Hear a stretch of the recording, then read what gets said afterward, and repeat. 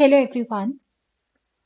आज हम इस वीडियो में बात करेंगे जो हमारा डिस्क्रिप्टिव पेपर है।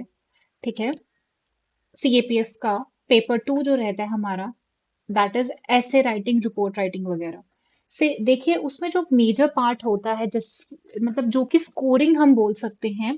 स्कोरिंग इन द सेंस कि जो आपको दूसरे से मतलब कि डिफरेंस लाएगा आपके मार्क्स में। बिकॉज ऐसे में क्या होता है, देखिए जो ऐसे रहता है वो क्यों होता है पेपर में, क्या मतलब है उसका। देखिए ऐसे होता है, लाइक आपका ओपिनियन। ठीक है, अब हर एक बच्चा अलग होता है, हर एक बच्चे के ओपिनियंस अलग होते हैं। ठीक है, ऐसे आपका क्या देखता है, आपका मेंटल स्टेट देखता है कि अगर आपको एक टॉपिक दिया जाता है तो आप उसको किस तरीके से एनालिसिस करते हो, उसको किस तरीके से उसको प्रेजेंट करते हो। ठीक है, एंड सबसे मेन चीज होती है ऐसे में कि वो देखता है क्लैरिटी ऑफ थॉट्स। ठीक है, कि आपके थॉट्स कितने ज्यादा क्लियर हैं। For example if you are writing ऐसे, ठीक है, आपके पास बहुत इंफॉर्मेशन है, बहुत इंफॉर्मेशन है। ठीक है, बट प्रॉब्लम कहाँ आती है, तुम्हें पता ही नहीं कि उसको कैसे लिखना है, कैसे स्ट्रक्चर करना है, कैसे क्या करना है, कहाँ बॉडी। लाइक फॉर एग्जाम्पल तुमने क्या कर लिया, इंट्रो डाला, देन उसके बाद तुमने क्या किया, बॉडी स्टार्ट किया, एंड तुम फैक्ट पे फैक्ट डाल रहे हो, इन्फॉर्मेशन डाल रहे हो, इफेक्ट्स कहीं पे हैं, कॉजेस कहीं पे हैं, वे फॉरवर्ड कहीं पे है। मतलब एक सिस्टमैटिक वे नहीं है। तुमने ऐसे लिखते लिखते कहीं और गुम हो गए, it means that you are not stable.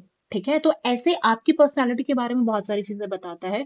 You need to work upon essays as much as you can. ठीक है, ऐसे को आप बहुत बेटर बना सकते हो, ऐसे बहुत स्कोरिंग भी रहता है अगर आप उसको अच्छे से प्रैक्टिस करते हो, और आपको मेरिट लिस्ट में भी लाएगा ये। ठीक है, एक और चीज मैं आपको क्लियर कर दूं, बच्चों को ऐसा रहता है कि पेपर 1 हो जाता है क्लियर तो पेपर 2 पे तैयारी कर दे। देखिए सीएपीएफ एक ऐसा एग्जाम है जिसमें दोनों पेपर बहुत इसेंशियल है। क्यों? बिकॉज जो आपकी मेरिट लिस्ट बनती है वो आपके मार्क्स के बेसिस पे बन रही है। अगर आप पेपर 1 और पेपर 2 दोनों को मिला के बहुत अच्छा स्कोर करते हो ना, और इंटरव्यू में थोड़ा बहुत कम चल जाए, मतलब कि कम भी हो जाए तो चल जाएगा काम। ठीक है, इट्स ऑल अबाउट योर मेहनत। मेहनत पे डिपेंड करता है आपका। ठीक है, ना तो आपको पेपर 1 को लाइटली लेना है, ना तो पेपर 2 को। अगर आपका पेपर 1 अच्छा है तो उसे और अच्छा बनाओ। ठीक है, जहां पे आप 5 सही कर रहे हो वहां पे 6 6 सही होने चाहिए या 7 सही होने चाहिए। एक एक क्वेश्चन आपका मैटर करता है। ठीक है, वहीं पे अगर हम इसकी बात करें, इंग्लिश की बात करें, या फिर जो डिस्क्रिप्टिव पेपर है, उसमें आपको किसके लिए प्रैक्टिस करना है, ऐसे के लिए, रिपोर्ट राइटिंग के लिए, फॉर अगेंस्ट के लिए। अगर आप इसको अच्छे से कर लोगे बाकी तो इजी रहते हैं, प्रेसी वगैरह जो रहता है। ठीक है, सो देखिए अब हमें देखने कि हम ऐसे कैसे लिखना स्टार्ट करें। हमें तो आता नहीं है लिखना, तो ये सब चीजें पहले मैं आपको एक और चीज क्लियर कर दूं। देखिए मैं आपको इस वीडियो में वैसे ही बताऊंगी जैसे मैं खुद के लिए करना, मतलब कि खुद के लिए करूंगी। ठीक है, तो जो स्ट्रैटेजी मेरी है वही मैं आज आपके साथ शेयर कर रही हूँ। Now it depends on you, आपको मानना है या नहीं मानना है, या आपके अपने अकॉर्डिंगली उसको मोल्ड करना है, that totally depends on you. ठीक है, चलिए फर्स्ट ऑफ ऑल क्या है कि ऐसे राइटिंग क्या करें, अभी हमें नहीं पता चल रहा है क्या करें। देखिए आप क्या कर सकते हो, मैंने कहा था कि आप 2 स्लॉट्स में डे को डिवाइड कर सकते हो। सुबह आप जीएस 1 करो, मतलब पेपर 1 की प्रैक्टिस करो, एंड देन आपका जो शाम का स्लॉट हो सकता है या फिर जो सेकंड स्लॉट, आप क्या करो, कम से कम 2 घंटा आप क्या करो, ऐसे राइटिंग को पक्का दो। ठीक है, आप क्या करो, अभी एक चीज स्टार्ट करना कर दो। मतलब कि अगर हम अप्रोक्सीमेटली देखें तो यू हैव 80 डेज लेफ्ट। ठीक है, 2 3 4 5 जो भी है छोड़ वोड़ के, तो यू हैव 80 डेज लेफ्ट, तो 80 डेज हैं आपके पास। एंड आपको क्या करना पड़ेगा, 2 ऐसेस लिखने हैं रोज के। ठीक है, मतलब 160 ऐसे हो जाएंगे। देखिए 2 ऐसे मैं इसलिए बोल रही हूँ कि अगर आपको कॉन्फिडेंस चाहिए ऐसे में, और जिस दिन एग्जाम होगा आपको ये डर नहीं होना चाहिए कि यार मैं लिख पाऊंगा या लिख पाऊंगी कि नहीं लिख पाऊंगी, और क्या इतनी हैंडराइटिंग रहेगी। क्योंकि क्या होता है कि अगर आप ज्यादा से ज्यादा ऐसे लिखोगे, प्रैक्टिस बढ़ेगा। ठीक है, दूसरा आपका हैंडराइटिंग पे वर्क होगा, तीसरा आप टाइम आपको पता चलेगा कैसे मैनेज करना, और जो डर रहेगा ना पेपर वाले दिन तो वो नहीं रहेगा। ठीक है, जितना मैंने तो 2 बोला, अगर आप 3 कर सकते हो, 4 कर सकते हो, as much as you can you can. ठीक है, बट अगर आप 160 भी करके जाते हो, मतलब कि ये मोर देन सफिशिएंट होगा। और कहाँ से करने हैं वो भी मैं आपको बताऊंगी। ओके, नेक्स्ट आपको क्या करना है, रोज डेली न्यूज़पेपर पढ़िए, please do read newspaper. Indian express पढ़ो, द हिंदू पढ़ो, जो पढ़ना है पढ़ो, बट प्लीज पढ़ो। आपको क्या करना है, फैक्ट्स गैदर करने हैं, वहां से इंफॉर्मेशन लेनी है न्यूज़पेपर से। इंटरनेट यूज कर सकते हो, मैगजीन यूज कर सकते हो, ठीक है। क्या करना, अब बच्चों को समझ नहीं होता कि हम ऐसे कैसे लिखें, हमें नहीं पता, ना हमारे पास इंफॉर्मेशन है, ना हमें पता है। आपको क्या करना है, पीवाईक्यू से कोई भी एक पेपर उठाना है, ठीक है, एक उसमें से ऐसे पकड़ना है, उसको करना है गूगल पे सर्च, ठीक है। बहुत सारे कोचिंग इंस्टीट्यूट्स ने क्या किया होगा, आंसर दिया होगा। अब आपको वो छापना नहीं है, आपको क्या करना है, ये देखना है कि उस आंसर में, क्योंकि क्या होता है ना कि कोचिंग वाले, ऐसा नहीं कि कोचिंग वालों ने दिया तो बहुत अच्छा आंसर होगा, नहीं, क्या होता है कि कभी कभी बहुत खराब आंसर भी दिए होते हैं, बट आपके काम की क्या चीज है वो आपको देखना है। फॉर एग्जाम्पल, अगर उसने कुछ फैक्ट डाला है, या उसने बॉडी अच्छी लिखी है, या उसने कंक्लूजन में कुछ ऐसा चीज डाला जो आपको अच्छा लगा, वो आपको अपने नोट्स में डालनी है, ठीक है। आपको क्या करना है, नोट्स प्रिपेयर करने हैं, ओके। ऐसे वाइज नोट प्रिपेयर कर सकते हो, और कैसे करना है वो भी मैं आपको बता देती हूँ। एटलीस्ट लिखना स्टार्ट करो। जब तक आप लिखना स्टार्ट नहीं करोगे ना, तो एक वो जो हिचकिचाहट रहती है ना कि मैं लिखना स्टार्ट करूं कि नहीं, वो निकल जाएगा, आपका डर निकल जाएगा। दूसरा क्या हो जाएगा, जब आप बार बार प्रैक्टिस कर रहे हो, लिख रहे हो ऐसे को, उससे क्या हो जाता है कि आपके दिमाग में ना आपको समझ आने लग पड़ता है कि आप कहाँ पे लैग कर रहे हो, आपको कितना इंप्रूवमेंट चाहिए, क्या और चीजें करनी है, ठीक है। सब धीरे धीरे आपको पता लगने लगेगा। और क्या हो जाएगा, अगर आप कोई फैक्ट लिख रहे हो रिलेटेड टू इन्वायरमेंट है या कोई और है, तो वो आपके दिमाग में इम्प्रिंट हो जाता है, बार बार अगर आप उसको ऐसे में यूज कर रहे हो तो, ठीक है। नेक्स्ट इज, आपको क्या करना है, अब देखिए क्या होता है कि हमारे पास इंफॉर्मेशन बहुत है, बट उसको ऐसा क्या होना चाहिए हमारे ऐसे में कि हमें मार्क्स अच्छे मिले, तो वो कहाँ से पता चलेगा, टॉपर्स नोटबुक। अब आपको पता होना चाहिए कि अपने ऐसे को कैसे स्ट्रक्चर करना है, ठीक है। ये नहीं कि कोई फैक्ट कहीं पे डालना था तो आपने कहीं पे डाल दिया। सो आपको स्ट्रक्चर पता होना चाहिए, कोहेरेंस होना चाहिए, ठीक है। ये कोहेरेंस वगैरह की जो भी बातें है ना, ये सारी की सारी मैंने, मेरी एक वीडियो है CSIR डिस्क्रिप्टिव पेपर की, उसमें मैंने प्रॉपर आपको स्टार्टिंग से एंड तक बताया कि ऐसे में क्या क्या चीजें जरूरी होती है, ठीक है, वो आप जाके देख सकते हो। Next is mind mapping. आपको क्या करना है, फॉर एग्जाम्पल आपने एक टॉपिक लिया, उसके ऊपर माइंड मैपिंग करो, गूगल सर्च करो, न्यूज़पेपर देखो, जो भी आपके रोज के जो न्यूज़पेपर में फैक्ट्स आ रहे हैं, रिपोर्ट्स आ रही है, उसको देखो। फिर ये सोचो कि अच्छा, मैं ये चीज इंट्रो में डाल सकता हूँ, ये चीज बॉडी में डाल सकता हूँ, ठीक है। और ऐसा करना है जैसे कि पहले आपने बोला कि चलो ठीक है, आप इफेक्ट्स डिस्कस करोगे, पहले कॉजेज आ गए, इफेक्ट्स आ गए, ठीक है, इम्पैक्ट क्या क्या हो सकते हैं, फिर हम वे फॉरवर्ड देंगे उसका, ठीक है, फिर कंक्लूजन में मैं ये चीज डालूंगा। So that is your mind mapping, ठीक है। सो माइंड मैपिंग करना इज वेरी इंपॉर्टेंट। इवन जब आप एग्जाम देते हो ना, तो उस टाइम पे भी आपने, ऐसा नहीं कि ऐसे देखा तो लिखना स्टार्ट हो गया, नहीं, ऐसे देखो, उसका साइड पे स्ट्रक्चर बनाओ कि मैं इंट्रो में ये लिखूंगा, बॉडी में ये लिखूंगा, और कंक्लूजन में ये लिखूंगा। बॉडी में भी क्या क्या पॉइंट मैं लिखूंगा या लिखूंगी, उसके बाद ही आपको ऐसे स्टार्ट करना है। क्योंकि क्या होता है ना कि जब आप ऐसे लिख रहे हो ना, तो बीच में ही आप गुम हो जाते हो, आपको समझ में नहीं आता मेरे को कहाँ पॉइंट लिखना था, कहाँ। तो अगर आप लॉस्ट हो गए ना ऐसे में, तो वो एग्जामिनर को पता चल जाएगा कि यार ये तो बंदा लॉस्ट है। So clarity of thought is very very important while writing essays. Fine, चलिए नेक्स्ट इज प्रैक्टिस करना है। प्रैक्टिस कहाँ से करें, पीवाईक्यूज। आपको क्या करना है, रोज दो ऐसे लेने हैं। कहाँ से लेने हैं, CAPF और CISF। जो CISF का AC का पेपर होता है ना, वहां पे भी आपको डिस्क्रिप्टिव पेपर आता है, उसमें ऐसे ही आते हैं सिर्फ। तो आपको क्या करना है, ये भी सॉल्व करना है और ये भी सॉल्व करना है, ठीक है।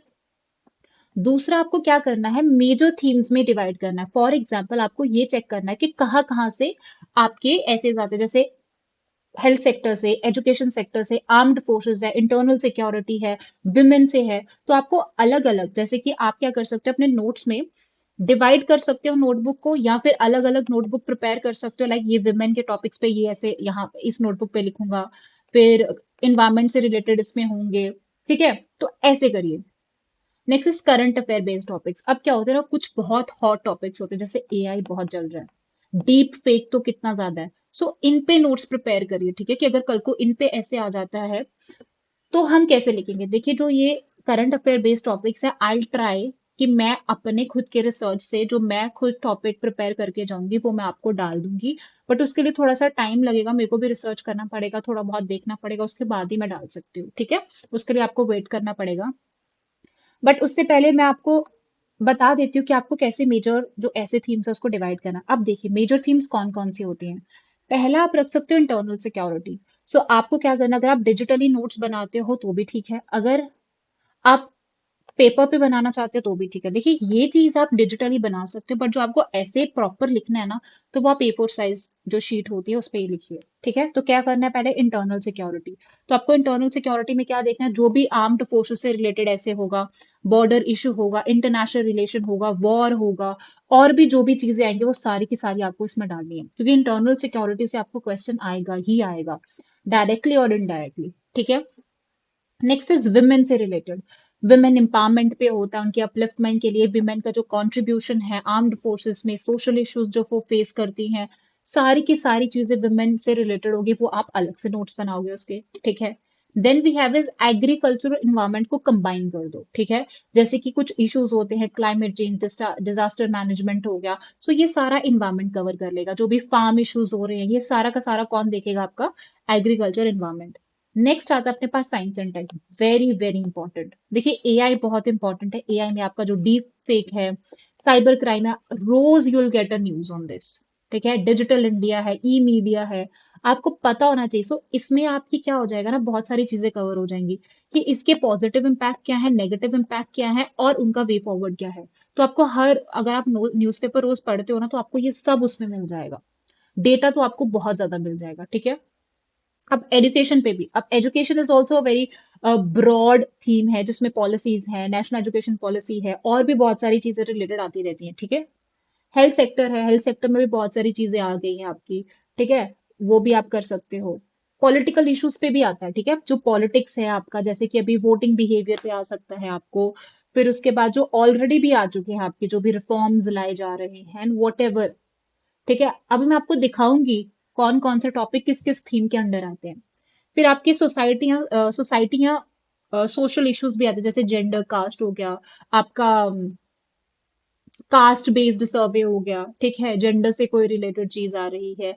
अब मैं आपको न्यूज़पेपर के थ्रू भी बताऊंगी कि कैसे आप चीजें ऐड कर सकते हो। कल्चर हेरिटेज है, अनएम्प्लॉयमेंट है, ये सारा का सारा इसमें डाल दो आप। ठीक है, एंड बाकी होता है इकोनॉमी, इकोनॉमिक ग्रोथ से रिलेटेड है। ठीक है, या कुछ भी है सो आप बता सकते हो। बाकी एक और चीज होती है, दैट इज इंटरनेशनल रिलेशंस। ठीक है, कि हमारे दूसरी कंट्री के साथ कैसे रिलेशन है, अगर आप चाहो तो वो अलग से भी बना सकते हो। अगर आप चाहते हो तो उसको अलग से भी बना सकते हो, और आप उसको इंटरनल सिक्योरिटी के अंदर भी डाल सकते हो। समझ आया ना? आई टेल यू कि कौन कौन सी आपकी थीम्स या क्या है, ये देखिए। यहाँ पे इस पीडीएफ में आपको जितने भी पिछले 10 साल के पेपर्स हैं, ठीक है, सीएपीएफ के और सीआईएसएफ के दोनों के मैंने डाल दिए हैं, आप देख सकते हो। अब सीएपीएफ में आपके ना आर्ग्यूमेंट्स आते हैं या रिपोर्ट्स आती हैं, आपको क्या करना है, जो फॉर अगेंस्ट वाले जो टॉपिक्स है ना, इसको भी आपको मेजर थीम्स के अंडर डालना है, और इनके बारे में क्या करना है, इंफॉर्मेशन गैदर करनी है। जैसे कि देखिए, रिसेंट वाला सीएपीएफ लेते हैं, 2023। अब देखिए साइबर अटैक्स है। ठीक है, किससे रिलेटेड है, ये आपका साइंस एंड टेक से रिलेटेड है, एआई से रिलेटेड है, ये सब चीजें हैं, तो वो उसमें जाएगा आपका। फिर उसके बाद है India as an emerging leader बन रहा है, तो ये पॉलिटिकल में आ सकता है। आ सकता है, अब आप पे डिपेंड करता है कि आप इसको पॉलिटी में डालते हो या फिर इकोनॉमिक ग्रोथ में डालते हो। ठीक है, उस पर भी डिपेंड करता है। Next is Indian diaspora and its contribution to. हमारा जो इंडिया का डायस्पोरा है, ये आपका किस में भी आ सकता है, पॉलिटिकल उसमें आ सकता है। ठीक है, बाकी क्या है, एजुकेशन, सो ये एजुकेशन में जाएगा। फिर उसके बाद क्या है, ई वेस्ट, डिजिटल रेवोल्यूशन, सो ई वेस्ट है, इन्वायरमेंट में डाल दो, चाहे आप डिजिटल उसमें डाल दो।